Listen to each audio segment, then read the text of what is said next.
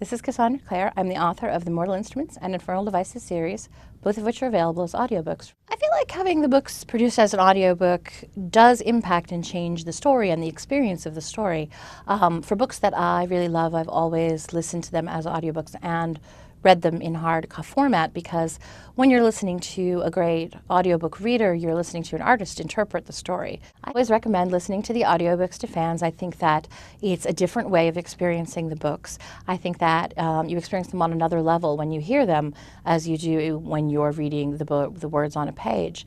For me, I've always loved listening to audiobooks because it's something I can do while I'm doing something else, while I'm driving, while I'm cleaning the house, while I'm doing any sort of errand, and in that way the book kind of sinks into my consciousness and I find myself thinking about it long after I've turned it off.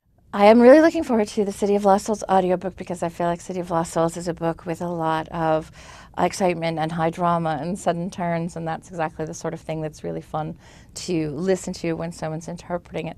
And it's really hard to pick a particular scene that I want to listen to without giving away any spoilers, but there is a scene where two people, and I will say that one of them is Clary's mother, confront each other after a lifetime of this confrontation being built up to, and speak to each other really for the first time. And I'm really looking forward to that being interpreted on the audiobook, because I think it's a great moment for both of these characters. I have definitely listened to my books on audio, and one of the things that I've discovered as the writer is both that it's a really great experience, kind of an enveloping experience. You feel very immersed in the world, and at the same time I'm always taking notes while I'm listening, because it is such a completely different way of experiencing the book that it's giving me ideas about things that I might want to emphasize in future books, things that I might want to change, plot points that clearly the audiobook narrator is enthused or is interpreting in a specific way.